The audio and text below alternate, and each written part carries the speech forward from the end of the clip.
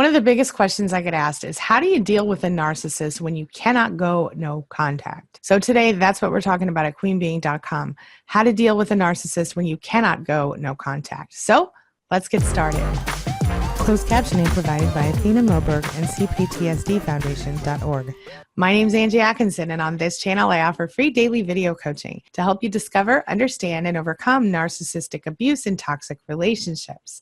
I like to call it toxic relationship rehab. So if that sounds good to you, hit that subscribe button and let's get going. So what it comes down to is that when you're dealing with a narcissist, you can expect certain things.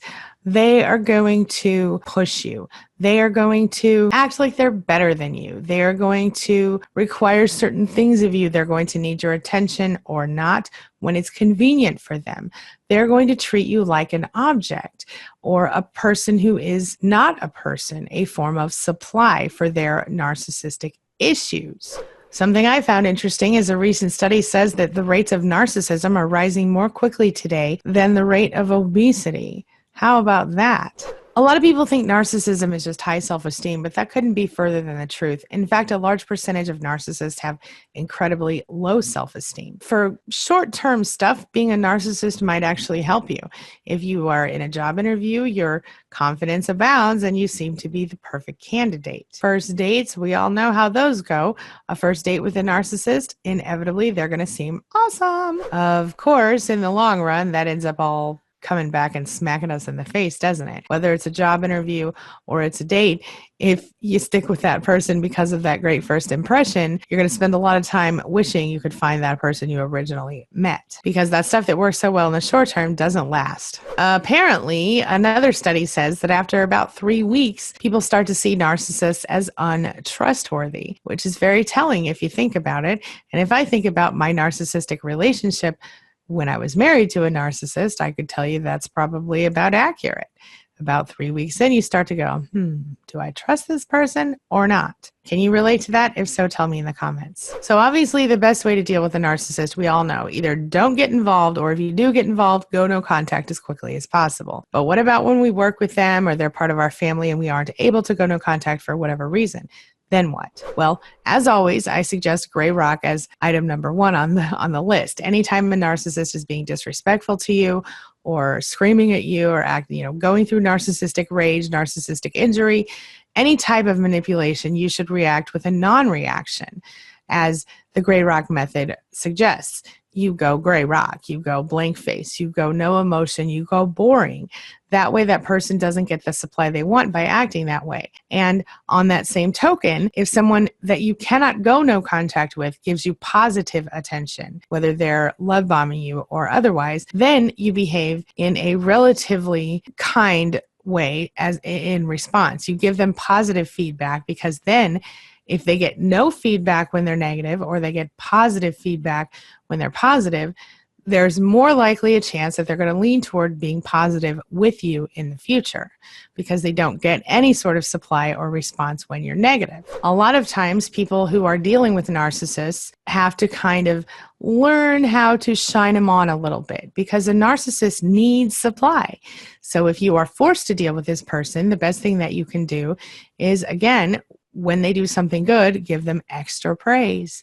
Give them extra, you're so awesome treatment. Because when they feel like you admire them or you think they're amazing, they're going to be more likely to be kind to you. It's just a fact. It's an unfortunate fact, but it is a fact. So with a narcissist that you cannot go no contact with, anytime you have the opportunity to praise them, do so. It will make them like you more. Now, if you're in a situation where you're dealing with a narcissist for a business deal or a work thing, or even in your home, even someone you're connected to biologically, the best thing you can do is, if you're going to make a deal with them, make sure that you get your side of the deal up front. Because if you pay first, for example, let's say that you are buying an item from a narcissist. If you give them the money up front and then you say, I'll take the item in 2 weeks, or I'll take the service in a week or whatever, guess what? You ain't getting it. You're going to have lost your money, or whatever your version of that is in this situation. So whatever you're doing, when you're doing any sort of business or dealing or bargaining with a narcissist, make sure that you get what's due to you up front, so that you don't lose out in the end. So basically, the narcissist gets what they want after you get what you want. The idea is when they want something, they're more likely to pay up for what they're doing in return.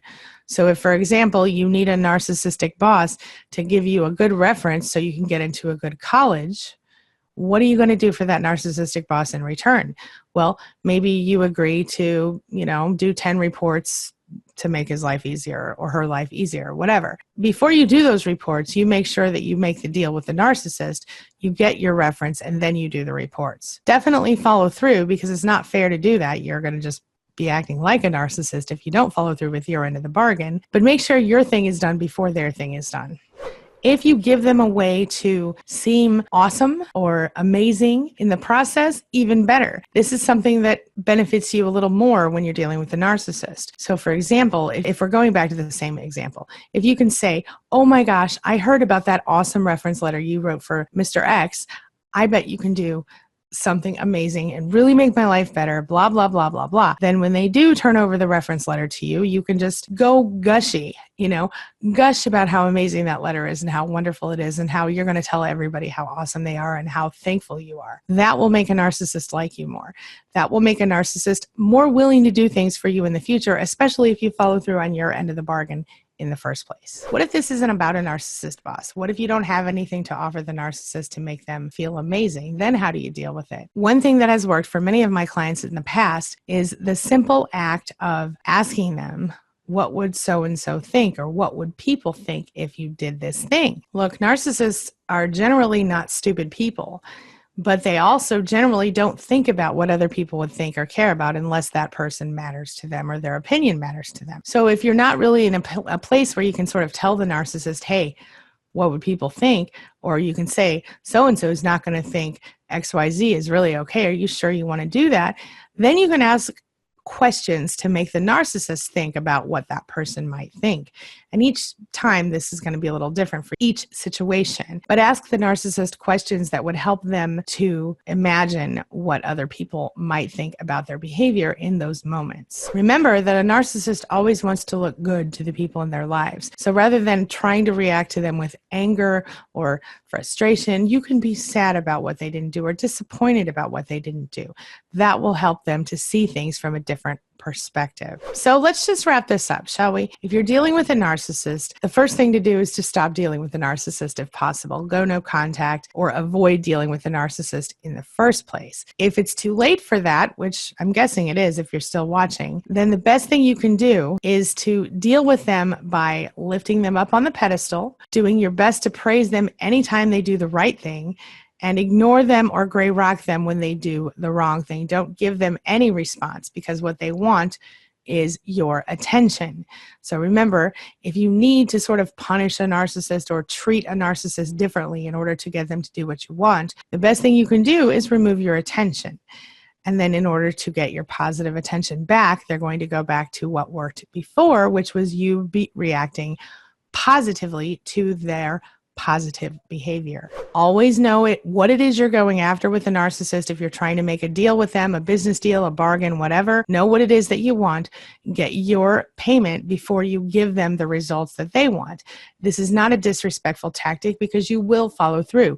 You will just make sure that your needs are also met in this process. Don't forget that narcissists really care about what people think about them, as certain people anyway. So you can always somehow get them to think about, what would these people think if I were caught doing XYZ, or if I go ahead and go with it this way or that way?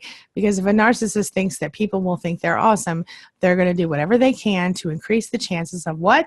People thinking they're awesome. All right, this brings me to the question of the day. And the question of the day is, what are your best tips for dealing with a narcissist when you cannot go no contact and you want to get positive results out of that situation? Share your thoughts, share your ideas, share your experiences in the comment section below. Who knows, you might help another survivor to actually survive a little better.